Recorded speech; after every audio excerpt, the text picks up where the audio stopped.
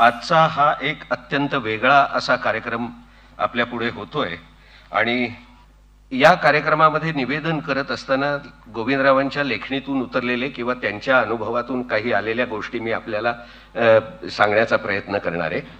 गोविंदरावांनी एका ठिकाणी असं म्हटलंय की सूर्याच्या प्रकाशा वाचून ज्याप्रमाणे हिरा, माणिक, मोती, पाचू, पुष्कराज अशा रत्नांची प्रभा सूर्याच्या प्रकाशा वाचून ज्याप्रमाणे प्रत्ययास येत नाही, त्याप्रमाणे निरनिराळ्या कोमल आणि तीव्र स्वरांची प्रकृती आणि शोभा षड्जाच्या सतत नादा वाचून प्रचितीस येत नाही। मला असं वाटतं की कोल्हापूरच्या संपूर्ण संगीत परंपरेमध्ये षड्जासारखा एक स्वर गोविंदरावांचा होता आणि त्यामुळे आपल्याला इथे हे जे झुंबर आहे त्याच्यातून त्यांचीच एक प्रतिभा आणि वेगवेगळं रूप आपल्याला या सांगीतिक आणि संपूर्ण कार्यक्रमामध्ये बघायला मिळणार आहे। तर या कार्यक्रमाचा आरंभ करण्यासाठी मी आजचे प्रमुख पाहुणे श्री सुबोध भावे आणि श्रुती सडोलीकर काटकर, ज्या आपल्या कोल्हापूरच्याच आहेत, यांना घेऊन यावं अशी मी सौमित्रला विनंती करतो। आपण त्यांना व्यासपीठावर घेऊन या।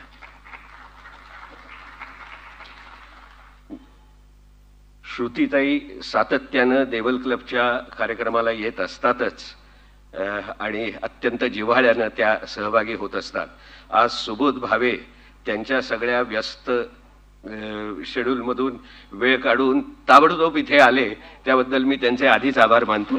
मान्यवरांना मी इथे स्थानापन्न होण्याची विनंती करतो। इकडे पंडित सुधीरजी, मी विनंती करतो की प्रमुख पाहुणे श्री सुबोध भावे यांचं स्वागत करावं।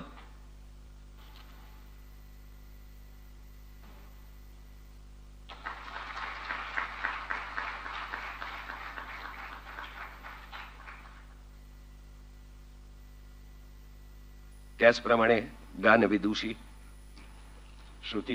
श्रुती सडोलीकर काटकर यांचंही स्वागत करावं।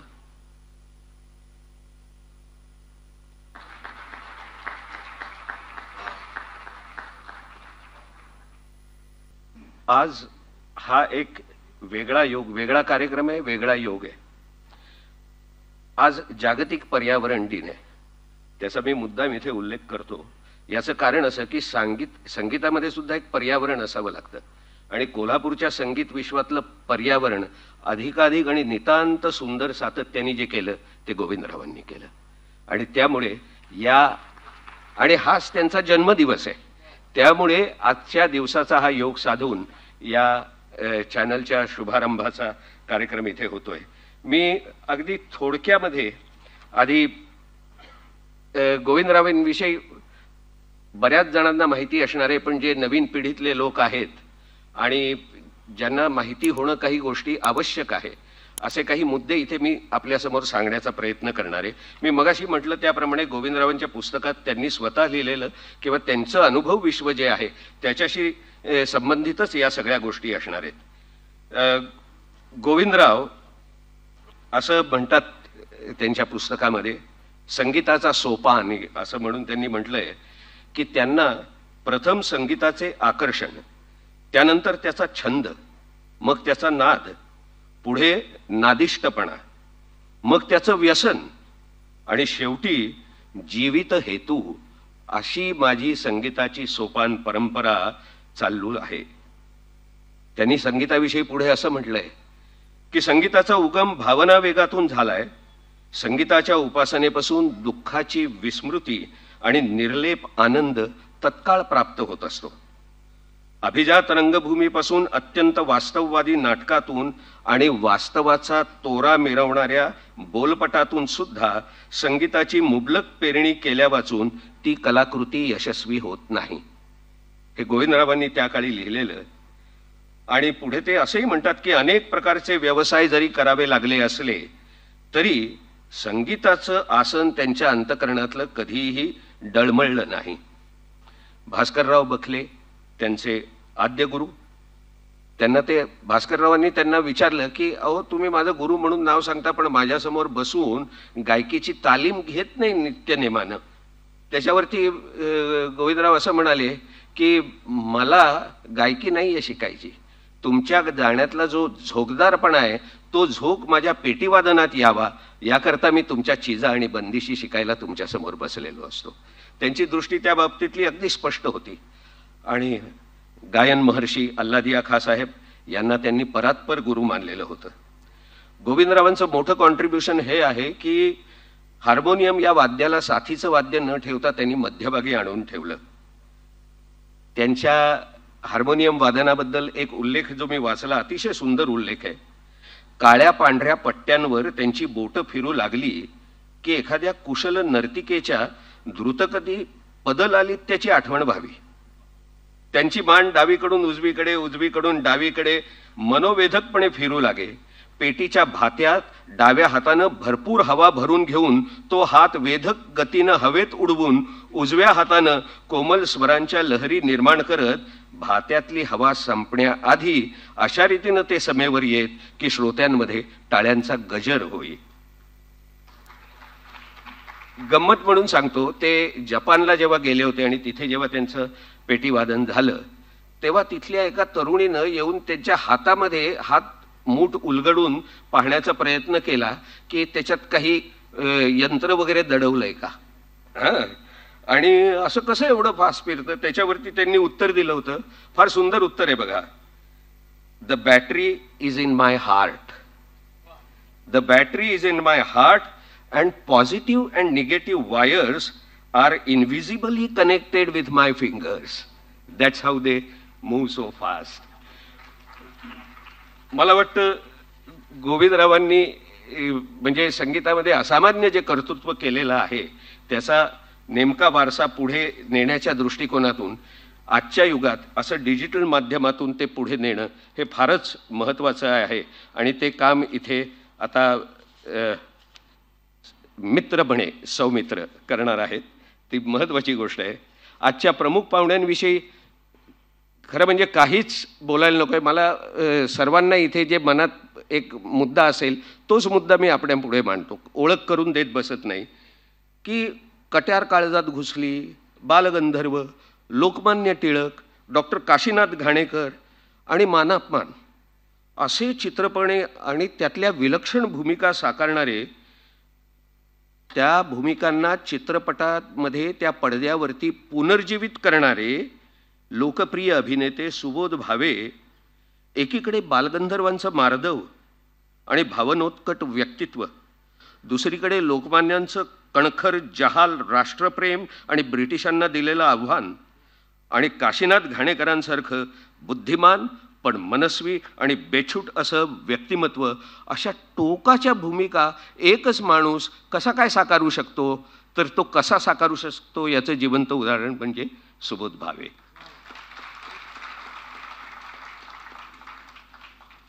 श्रुतीताईंविषयी काय सांगू, म्हणजे आपल्या कोल्हापूरच्याच आहेत त्या. आणि वामनरावांकडे वामनराव त्यांचे वडील आणि त्यांचे गुरुसुद्धा, त्यांच्याकडे त्यांचं शिक्षण झालं. आणि पुढे गुल्लूभाई जसदनवाला, ज्यांना अल्लादिया खाँ साहेबांची तालीम लाभलेली होती, यांची तालीम आणि जयपूर घराण्याची तालीम श्रुतीताईंनी घेतलेली आहे. आणि वर्षानुवर्ष जयपूर घराण्याची ती एक काय म्हणूया आपण तो रथ त्या पुढे नेत आहेत. गोविंदराव आणि त्यांच्या संगीताविषयी सुद्धा श्रुतीताईंचा गाढा अभ्यास आहे. आणि महत्त्वाचं म्हणजे कलकत्त्याच्या ITC-SRA त्या जयपूर गायकीच्या गुरु म्हणून कार्यरत होत्या. त्याचप्रमाणे लखनौच्या भातखंडे संगीत विद्यालयाच्या संचालिका म्हणून सुद्धा श्रुतीताईंनी काम पाहिलेलं आहे. मला वाटतं आजच्या या कार्यक्रमासाठी त्यांची इथे उपस्थिती ही फारच महत्त्वाची आहे. आणि मला असं वाटतं की सौमित्रविषयी सुद्धा तुम्हाला माहिती असणं आवश्यक आहे. तुम्ही मित्र म्हणे चॅनल कदाचित सबस्क्राईब केला असेल, बघतही असाल. पण मला 2-3 मुद्दे महत्त्वाचे वाटतात. ते असे की कोल्हापूरमध्येच या देवल क्लबच्याच नाट्यशाखेमध्ये त्यांनी रंगकर्मी म्हणून प्रवेश केला. आणि मुद्दाम तुम्हाला सांगतो की श्याम मनोहरांसारख्या लेखकाचं एक दर्शन नावाचं अवघड नाटक आहे, त्या नाटकामध्ये अभिनयाचं प्रथम पारितोषिक महाराष्ट्र नाट्य स्पर्धेमध्ये, राज्य नाट्य स्पर्धेमध्ये त्याला मिळालंय, रौप्य पदक मिळाले. आणि त्यानंतर तो पत्रकारितेकडे वळला आणि सुरुवातीला वृत्तपत्र माध्यमातून म्हणजे बेळगाव तरुण भारत, महाराष्ट्र टाइम्स, गोमंतक अशा वृत्तपत्रातून काम केल्यानंतर तो ABP माझासारख्या वाहिनीकडे वळला. आणि अक्षरशः 40व्या वर्षी त्यांनी ते सगळं सोडून, छान नोकरी सोडून डिजिटल माध्यमात एक प्रवेश केला आणि मित्र म्हणे म्हणून स्वतःचा एक वेगळं अस्तित्व त्यांनी निर्माण केलं. आज मित्र म्हणे लाईमलाईट, मित्र म्हणे आरोग्यम अशा वेगवेगळ्या कार्यक्रमातून, या मित्र म्हणेच्या माध्यमातून सौमित्र 40 लाख लोकांपर्यंत पोहोचलेला आहे. आणि असं हे ग्लॅमरचं माध्यम आणि त्याच्यात वावरत असताना सुद्धा गोविंदरावांच्या विषयी एक चॅनल निर्माण करावं असं त्याला वाटणं, ही मला अत्यंत महत्त्वाची आणि कौतुकाची गोष्ट वाटते. त्यामुळे आपण सर्व या उपक्रमाला शुभेच्छा देऊया. मी आता इथे सौमित्रला बोलवणार आहे, त्यानं चॅनलविषयी थोडीशी आपल्याला माहिती द्यावी. काय असणार आहे हे चॅनल? इथे आपल्याला दिसतंय की a classical tribute to the legion, पण चॅनल काय कशा पद्धतीनं होणार आहे पुढे, त्याची थोडी सौमित्रने माहिती द्यावी. धन्यवाद. मुद्दा एवढाच आहे की चांगली माणसं जोडली जाणं फार महत्त्वाचं आहे मंडळी.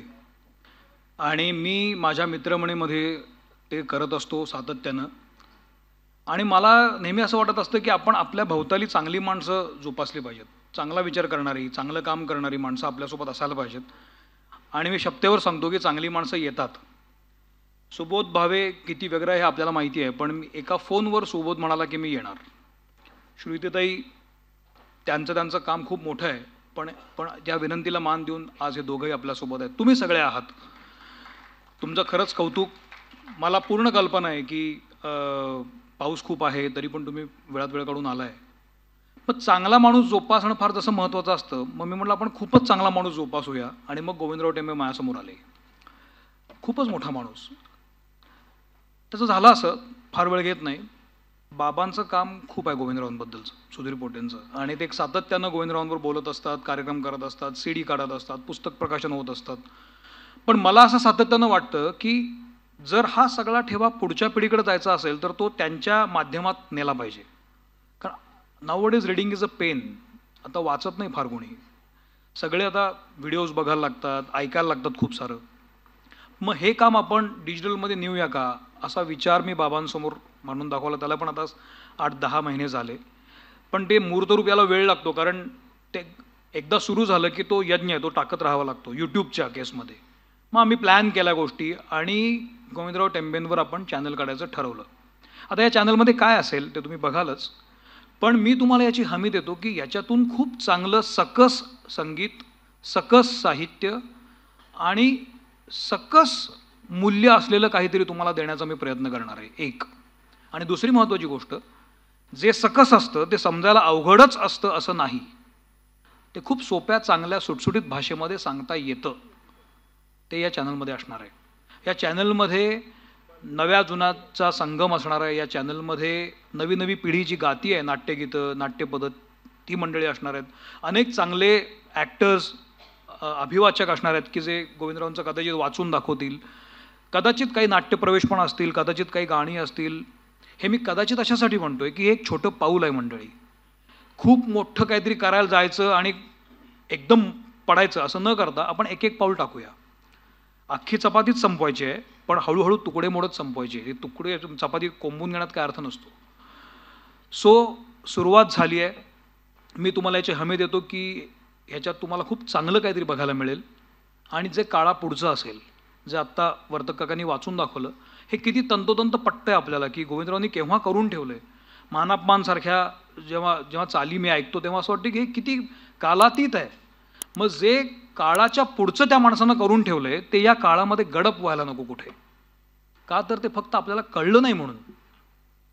तर ती जबाबदारी मी माझ्या परीनं उचलतो आहे आणि तुमच्या सर्वांची साथ हवीच आहे, ती लागणारच आहे आणि मला खात्री आहे की तुम्ही जरूर द्याल. फार काही बोलत नाही, पण तुम्ही चॅनल जरूर पहा, सबस्क्राईब करा. ते लोकार्पण झाल्यावर तुम्हाला कळेलच. हळूहळू त्याच्यामध्ये चांगला कॉन्टेंट द्यायला लागेल. तुम्ही सांगा, इतरांना कळवा. चांगली माणसं जोडली जाणं महत्त्वाचं आहे. आपण सगळे गोविंदरावांचं स्मरण करून जोडले जाऊया. Thank you very much.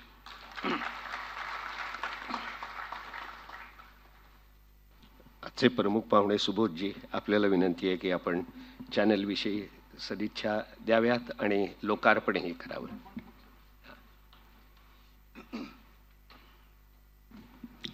नमस्कार.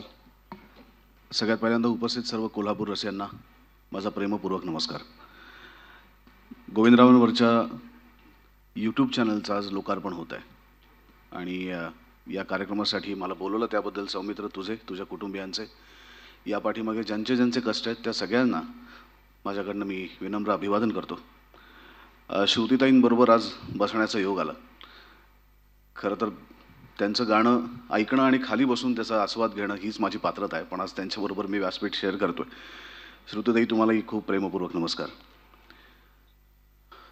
कोल्हापूर, सांगली, मिरज हा पट्टा इतका भाग्यवान आहे की ह्या सुपीक पट्ट्यातून गाण्याच्या क्षेत्रामध्ये इतकी उत्तम उत्तम लोक या भागातनं पुढे आले. त्यांनी खऱ्या अर्थाने गाणं फक्त या भागापुरतं मर्यादित न ठेवता संपूर्ण महाराष्ट्रभर पसरवलं आणि लोकांना चांगलं संगीत काय आहे हे ऐकायला भाग पाडलं.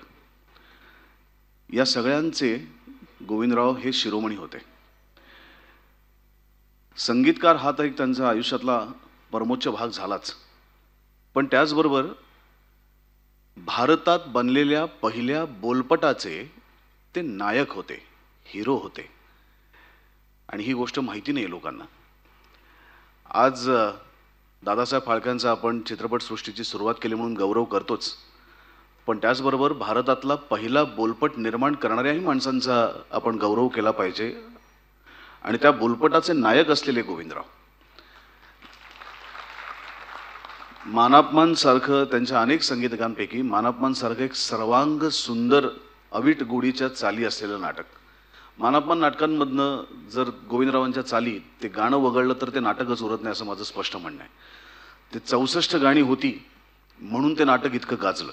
अर्थात बालगंधर्व होते, दीनानाथ मंगेशकर होतेच, पण मुळात चाली, आणि त्या इतक्या सुंदर चाली आहेत की एका नाटकातल्या 64 गाण्यांपैकी 36 गाणी ही 100 वर्षानंतर सुद्धा लोकांना माहिती असणं म्हणजे आजच्या काळातला हा सुपर डुपर हिट अल्बम आहे खऱ्या अर्थाने. म्हणजे आज आपण अजय अतुलच्या सगळे प्रेमात आहोत, ए आर रहमान यांच्या प्रेमात आहोत, शंकर एहसान लॉय यांच्या प्रेमात आहोत. या तिघांचं मिश्रण त्या एकाच माणसात होतं. म्हणजे अवीट गोडीची, शास्त्राला कुठेही धक्का न लावू देता नाटकाला पुढे नेतील अशी आणि प्रत्येक गाण्याचं वेगळेपण जपणारी. म्हणजे प्रश्न पडतो की एकाच नाटकात एकाच संगीतकारानं 64 गाणी किती वेगवेगळ्या पद्धतीने दिली असतील आणि एका गाण्याचा दुसऱ्या गाण्याशी काही संबंध नाही आहे. म्हणजे काय विलक्षण प्रतिभा त्या माणसाची असेल. आणि अशा आपल्या एका अत्यंत महाराष्ट्रातल्या दिग्गज सुपुत्रावरती हा यूट्यूब चॅनल येतोय. ही खरं तर आपल्या सगळ्यांसाठी खूप आनंदाची आणि साजरा करण्याची गोष्ट आहे. मला असं वाटतं की आपण जसं सण साजरा करतो एखादा, तसं आपल्या महाराष्ट्रात घडलेल्या माणसांनाही आपण साजरं केलं पाहिजे. ते जर आपण साजरं केलं तर ती परंपरा बनेल आणि ती परंपरा सातत्याने पुढे चालू राहील. त्यामुळे ह्या माणसांना आपण साजरं केलं पाहिजे ज्यांनी खऱ्या अर्थाने इतकं प्रचंड मोठं काम करून ठेवलंय. आणि आज या यूट्यूब चॅनलच्या निमित्ताने जसं म्हटलं की गोविंदरावांवरचं पुस्तक असेल, अनेक पुस्तकं असतील, पण सौमित्र म्हणला तसं आजची पिढी वाचनाकडे नाही आहे. त्यांचा ऐकण्याचा स्पॅनच इतका कमी झाला आहे की ते चित्रपटाला पण येत नाहीत. मग ते कुठे जातात तर ते सतत डिजिटलवरती पडलेले असतात. आता डिजिटल हा एक कट्टा झाला आहे. जसं पूर्वी मुलं सांगून जायची की आई मी जरा तिकडे चहावाल्याकडे जाऊन येतो, तसं आता मुलं यूट्यूबला जाऊन येतो असं म्हणून तिथे पडलेले असतात. तर तिथे वेगवेगळे विचार, वेगवेगळ्या प्रकारचे चॅनल्स लोक बघत असतात, ऐकत असतात. आणि ह्याच्यातनं जर आपल्याच एका अत्यंत उत्तम, अत्यंत दिग्गज अशा माणसाचं चरित्र जर आजच्या पिढीपर्यंत पोहोचवायचं असेल तर त्याला ते समजेल, रुचेल अशाच भाषेत त्याच्यापर्यंत पोहोचवलं पाहिजे. आणि हा अत्यंत स्तुत्य उपक्रम सौमित्रांनी सुरू केला, त्याबद्दल या माझ्या मित्राचं मी आधी कौतुक करतो. आणि मला खात्री आहे की मुळात ज्याच्या घरातच गोविंदरावांना पूजलं जातं अशा घरात त्याचा जन्म झालाय, त्याच्यामुळे त्याच्याकडनं वावगं नक्की होणार नाही याची खात्री मला आहे. आणि अत्यंत सकस, सुलभ आणि पुढच्या पिढीला कळेल अशा सोप्या भाषेत गोविंदराव पोचतील. ते अवघड कधीच नव्हते, आपण त्यांना अवघड केलं कारण आपण त्यांच्यापर्यंत गेलो नाही. पण आता आजच्या पुढच्या पिढीला कळेल अशा सोप्या भाषेत ते आपल्यापर्यंत येतील. तेव्हा खऱ्या अर्थाने आता प्रश्न असा पडतो की आपल्या ह्या लोकांच्या आयुष्यात इतके ट्रिव्हिया असतात. आता लोक फॉलो कशाला करतात? ट्रिव्हियाला फॉलो करतात. त्यांना किस्सा हवा असतो पाठीमागे. आम्ही चांगलं काम केलं चित्रपटात तर ते कोणी विचारत नाही, काहीतरी किस्सा सांगा ना. त्या किस्साला जास्त महत्त्व आहे चांगल्या कामापेक्षा, हे आम्हाला आता मुलाखतीतनं कळायला लागलंय. त्यामुळे एकीकडे अत्यंत अर्थहीन अशा एखाद्या गाण्याला लाखो व्ह्यूज असतात आणि त्याच गाण्यानंतर भारतरत्न पंडित भीमसेन जोशींचा व्हिडिओ येतो आणि त्या गाण्याला फक्त 4000 व्ह्यू असतात. पण आपल्याकडे असं म्हणतात की गर्दी असते किंवा गर्दी असलेलं सगळंच सोनं नसतं आणि गर्दी नाही म्हणून ते टाकावंही नसतं. तर आता गरज आहे की आपल्यातल्या सकस गोष्टींना गर्दी मिळवून द्यायची आणि ती गर्दी हा दर्दी माणूस मिळवून देईल अशी नक्की आशा या ठिकाणी व्यक्त करतो. या चॅनलला खूप शुभेच्छा देतो. पुन्हा एकदा मला इथे बोलवलं त्याबद्दल तुमच्या सगळ्यांचे आभार मानतो आणि नेहमीप्रमाणेच कोल्हापुरांकरवरती प्रचंड प्रेम व्यक्त करतो. धन्यवाद.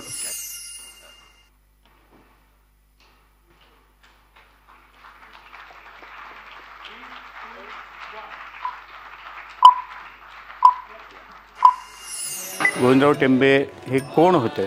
हा अवलिया माणूस कसा होता? हा रसिला माणूस कसा होता? हा रंगीला माणूस कसा होता? हे समजावं हा याच्या मागचा हेतू आहे.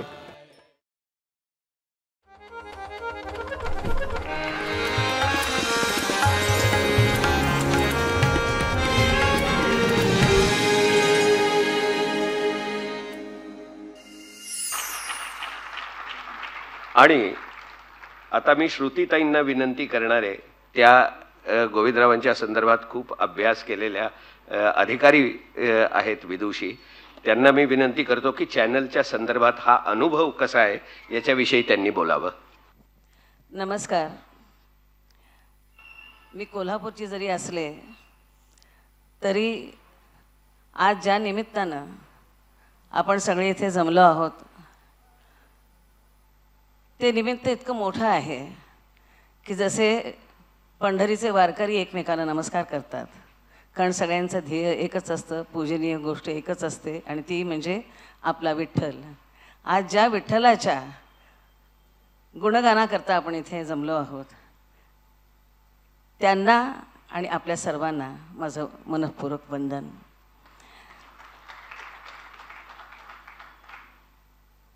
मी या प्रकल्पाशी जोडली जाण्याचा एक महत्त्वाचा माझा हेतू अंतस्थ असा आहे की यशवंत नाटक मंडळीमध्ये माझे वडील ज्यावेळेला 1925 साली रुजू झाले, 28 साली गोविंदरावांनी तुलसीदास नाटक लिहिलं आणि 29ला त्याचे प्रयोग सुरू झाले. पहिला तुलसीदास माझे वडील होते. गोविंदरावांचा सहवास माझ्या वडिलांना कंपनीत असताना जवळजवळ 10 वर्ष सतत चांगला मिळत गेला. कोल्हापुरातही मिळाला आणि त्या सहवासामध्ये त्यांना जे गोविंदराव, त्यांचं संगीत, त्यांची संगीतासंदर्भातली दृष्टी, हे जे बघायला मिळालं, जे ग्रहण करता आलं, ते सगळं माझ्या वडिलांनी आमच्यापर्यंत पोचवलं. मध्यंतरी काही निमित्तानं घरातली काही पुस्तकं पाहत असताना आमच्या घरातली 1911ची मानापमानची कॉपी मला मिळाली आणि ती कॉपी ज्या वेळेला मी अशोक रानडेंना दाखवली NCPमध्ये, 86 साल होतं, म्हणाले अरे 75 वर्ष झाली की. आणि मग कार्यक्रम उदयाला आला, मानापमानची 75 वर्ष. आणि त्या 75 वर्षाच्या कार्यक्रमामध्ये आम्ही मानापमानाची माझ्या वडिलांना गोविंदरावांनी 1911 सालच्या चाली सांगितलेल्या होत्या आणि त्या 1911 सालच्या चाली आज आपण ज्या ऐकतो त्याच्यापेक्षा काही भिन्न आहेत. त्या चाली माझ्या वडिलांनी मला शिकवल्या. आणि तुलसीदास मानापांमधल्या काही चाली, पटवर्धन नाटकातल्या चाली, पटवर्धन हे नाटकही 24 साली आलं आणि त्यातल्या चाली इतक्या बेजोड चाली आहेत. नाटकही अतिशय उत्कृष्ट रचलेलं आहे. त्याची संहिता काही विचारांना बांधलेली आहे. ते एक रूपक आहे. आणि या सगळ्या ह्याच्यातनं निर्माण झालेले जे एक रसायन आहे ते इतकं अप्रतिम आहे. माझ्या वडिलांचा त्याच्यावर त्या रसायनावरती भयंकर जीव होता. आणि गोविंदरावचं नाव काढलं की शेवटच्या काळात तर त्यांच्या डोळ्यातनं घळघळ घळघळ अश्रू वाहायचे आणि म्हणायची, श्रुती काय करू, हे सगळं मी कुठं घेऊन जाऊ. योग असा आला की मानापांची 75 वर्ष या कार्यक्रमाच्या निमित्तानं आम्हाला मानापांच्या जुन्या चाली, मूळ चाली, गोविंदरावांच्या चाली बसवण्याचा योग आला. त्या बसवल्या आणि ह्या आपल्या प्रकल्पाच्या निमित्तानं पुन्हा त्या चालींना उजाळा मिळाला. मी माझ्या आयुष्यातलं एक मोठं कर्तव्य असं मानते की माझ्याकडे ज्या चाली आहेत त्या माझ्याबरोबर जाऊ नयेत आणि त्या पुढच्या पिढीसाठी राहाव्यात अशी माझी तळमळ होती. आणि बहुतेक गोविंदरावांनीच वरनं काहीतरी हालचाल केली आणि आमच्या सौमित्राला ही बुद्धी झाली की आपण गोविंदरावांचा हा चॅनल सुरू करूया. आता मी त्याला सांगणार आहे की माझ्याकडे ज्या आहेत त्या बाकी सगळ्यात चाली किमान रेकॉर्ड तरी करून ठेव, म्हणजे जर कधी कोणाला इच्छा झाली की काय होते गोविंदराव, कसे होते आणि ती पदं कशी होती, तर त्याच्यासाठी त्यांना चाली शोधत बसावं लागणार नाही. माझ्याकडे चाली मी घेऊन तयार आहे. गोविंदरावांच्या चाली तर उत्कृष्ट होत्याच, त्यांचा नादिष्टपणा त्यांनी वारंवार आपल्या लेखनातून उद्धृत केलेलाच आहे. त्यांचं जे लेखन होतं, मी तुलसीदास नाटक माझ्या वडिलांची 10व्या पुण्यतिथीला 2000 साली ज्या वेळेला नाटक निर्माण केलं, नाट्य निर्मिती केली आणि त्यावेळेला काय मला माहीत नाही कसा आशीर्वाद मला मिळाला. माझ्या नाटकाला अखिल भारतीय नाट्य परिषदेची 5 पारितोषिकं मिळाली. आणि त्यातल्या ज्या चाली होत्या त्या चाली बसवून घेताना मला अक्षरशः माझ्या नटमंडळींच्या मांड्यात हातानं ताल देऊन देऊन फोडाव्या लागल्या. कारण गोविंदरावांनी त्या अशा बांधल्या होत्या चाली की अर्धी मात्रा जरी शब्द अक्षर कुठं मागं पुढं झालं तर तो सगळा डोलारा कोसळून पडेल अशी स्थिती होती. परंतु माझी नटमंडळी फार कष्टाळू होती आणि त्यांनी मला साथ दिली आणि त्यामुळं खरोखर लोकांना एक वेगळं एक विश्व बघायला मिळालं. कारण त्या नाटकातली मराठी भाषा जी आहे तुलसीदासमधली, त्यांचा जो विनोद आहे तो अत्यंत बुद्धिनिष्ठ आहे. ती मराठी जी भाषा आहे ती समजावून सांगावी लागते. मराठी लोकांना आज समजावून सांगावी लागते अशी गोविंदरावांची ती मराठी भाषा आहे. आणि ते नाटक आम्ही केलं. आणि हे सगळं करत असताना अर्थात त्याचं श्रेय मी माझ्या वडिलांना देईन. कारण 1955 साली माझ्या वडिलांनी सगळं स्त्रियांच्या संचातलं तुलसीदास नाटक बसवलं होतं. त्यात माझ्या आईनं तुलसीदासाची भूमिका केली होती. मी फारच लहान होते, इकडे तिकडे खेळत होते, कधी वडिलांच्या मांडीवर झोपत होते. परंतु त्यावेळेला मी जे नाटकाच्या तालमी पाहिल्या रात्र बसून, ती पदं सगळी माझी पाठ झाली. ती म्हणजे त्यातलं जे मनोहर मोही म्हणून खंबावतीत मधलं पद आहे ते तर मी येता जाता म्हणत असे. आणि मला कितीतरी मोठे गायक म्हणायचे, श्रुती जरा बस आम्हाला जरा म्हणून दाखव. आणि ते अध्यात आल्यातलं पद मी इतकी सहज म्हणून जायची की तो माझा स्वभाव झाला होता. इतकं ते माझ्या आत उतरत गेलं नाटक. आणि ज्या वेळेला मी ते नाटक बसवायला घेतलं त्यावेळेला प्रत्येक अंकाला, प्रत्येक प्रवेशाला प्रवेश करणारी जे पात्र असेल त्यांच्या अंगावर कुठल्या तऱ्हेचे कपडे असतील, काय दागिने घातलेले असतील, त्यांच्या कानात काय, केसात त्यांनी काय माळलं, हातात काय आहे, इतक्यापर्यंत मला सगळं बारीक डिटेल आठवत होतं. आणि त्यामुळं माझं काम फार सोपं झालं. आणि माझे वडील सांगत होते की हे सगळं जे करत असताना गोविंदराव सगळ्या तालमींच्या वेळेला हजर असत स्वतः. आणि आपल्याला काय म्हणायचं आहे ह्यातनं हे ते सांगून नटांच्या कडून तालमी करून घेत असत. त्यामुळं स्वतः लेखकानं नाटककारांनी आपलं नाटक बसवून घ्यावं ह्याच्यापेक्षा चांगला योग काय असेल. तर ह्या सगळ्याची जी माझ्या वडिलांनी ते रसायन माझ्या वडिलांनी माझ्यामध्ये उतरवलं ते मी माझ्याबरोबर बाळगले इतकी वर्ष. आता मी ते समाजाला द्यायला फार उत्सुक आहे. मी अजूनही म्हणते की कोणी मानापान जुन्यातलं मानापान करायला तयार असतील तर मी चाली बसवून देते. तुलसीदास करायला तयार असतील तर मी तुलसीदास बसवून देते. पटवर्धन करणार असतील तर मी पटवर्धन बसवायला मदत करते. पण गोविंदरावांच्या ह्या अप्रतिम कर्तृत्वाला आपण कुठंतरी चांगला न्याय मिळवून द्यायला हवा. काळाबरोबर ते नष्ट होऊ नये अशी माझी अत्यंतिक इच्छा होती.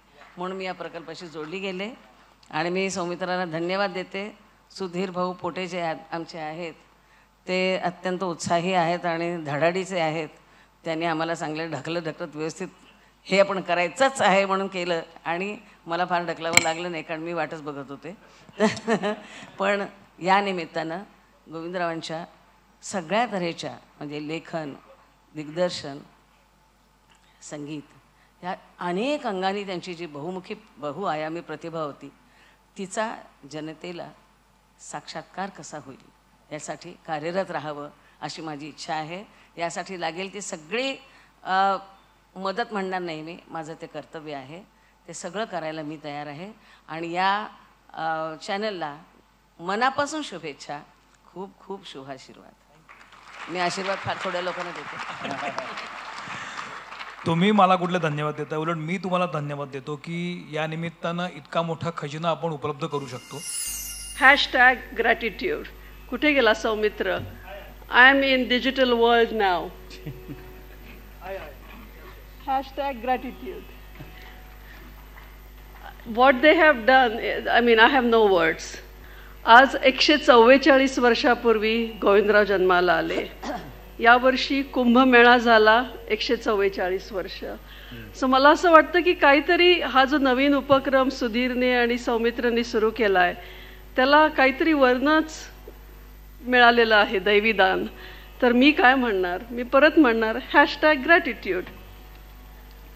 सुधीर गेली अनेक वर्ष म्हणजे नाव I will be dating myself, एक निदान 40 वर्ष गुणी गोविंद हा कार्यक्रम करतोय. 40, 25, 30 समथिंग लाईक दॅट. तर त्यावेळेला एका कार्यक्रमानंतर श्रीराम लागू त्याला म्हणाले की गोविंदराव हा आमच्यासाठी एक ब्लाइंड स्पॉट होता आणि तू त्यांना प्रसिद्धीच्या झोतात आणलंस आणि सातत्यानं पुढे करतोयस आणि हेच आता हा ठेवा, ही विरासत तो सौमित्रला देणार आहे. आणि सौमित्र बाप से बेटा सवाई, त्यामुळे तो पुढे घेऊन जाईल आणि आपल्या सगळ्यांना आमच्या नवीन पिढीला हे अगदी योगदान आहे. आणि श्रुतीताई तुम्ही जे काय म्हणताय, we accept that you will help us to take it to the next level. Please please अगदी. आणि शेवटी काळ असा आहे की तो लगेच संपतो, म्हणून हे प्रेझेंट आहे ते आपण प्रेझेंट ठेवूया आणि शक्यतो लवकर लवकर पुढे जाऊया. तेव्हा फोकस करायला पाहिजे. आजचा कार्यक्रम सुधीर, सौमित्र आणि behind every successful man there is a woman आणि ती म्हणजे लीना. तर तिच्यामुळे हा सगळा कार्यक्रम जमून आलेला आहे. सुबोध आला, श्रुतीताई आल्या, इतर सगळी नवीन पिढीतली लोकं आली. त्यामुळे आणि या सगळ्या ऐतिहासिक कार्यक्रमाला आपण सगळे साक्षीदार म्हणून आहोत. तर आपलंही भाग्य मोठं आहे. तर तुम्ही आलात, तुमच्या सगळ्यांचे आभार. देवल क्लबचे आभार. वर्तक साहेब तुमचे खूप आभार. आम्ही लक्षण गीताची जेव्हा CD पब्लिश केली तेव्हा पण वर्तक साहेबांनी त्याचं सूत्रसंचालन केलं होतं. तर हम जाते रहे, काफिला बनता रहा, परत पुढे करत राहू. आणखीन प्रमोद इथे आता आज नाही आला माझ्याबरोबर, पण प्रमोद खांडेकर आणि आम्हा सगळ्या टेंबे कुटुंबियातर्फे आम्ही कायम तुमच्या ऋणात राहणार आहे. कुठे गेला सौमित्र? परत एकदा #gratitude. थँक्यू. करत राहूया. आणि बाय द वे एवढं सगळं मी ऐकलं तर निदान 2 ते 3 वर्ष पुरेल एवढं मटेरियल तुमच्याकडे आहे. लगे राहो. सो तेवढंच मला म्हणायचं आहे. परत एकदा thank you very much Deval club, everyone. Really appreciate it. आणि आम्ही कायमच तुमच्या ऋणात राहू. थँक्यू. देवल क्लबाचं या कार्यक्रमाला सुद्धा सहकार्य असणं हे ओघानंच येतं, पण त्यांच्याविषयी कृतज्ञता व्यक्त करणं आवश्यक आहे. आणि त्याकरता मी देवल क्लबाचे कार्यवाह, मला वाटतं अध्यक्ष नाही आहेत आत्ता, पण कार्यवाह सचिन पुरोहित यांना मी मंचावर येण्याची विनंती करतो. आणि सुबोधजींना अशी विनंती आहे की आपल्या सर्वांच्या वतीनं आपण त्यांचा सन्मान करावा.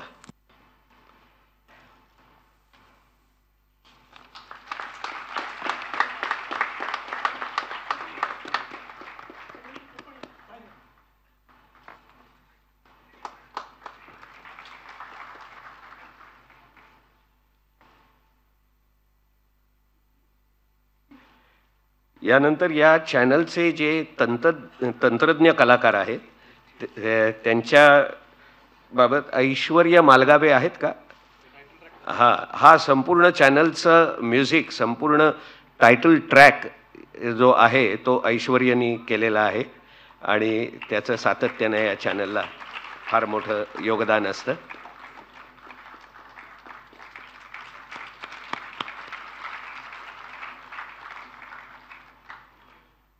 आता मी श्रुतीताईंना विनंती करतो की पुढचे 2 तंत्रज्ञ आहेत प्रशांत चाळक, जे एडिटर किंवा संकलन करतात, त्यांना मी व्यासपीठावर यायची विनंती करतो. श्रुतीताई, आपण सर्वांच्या वतीनं त्यांना शुभेच्छा आणि आभार व्यक्त करावेत.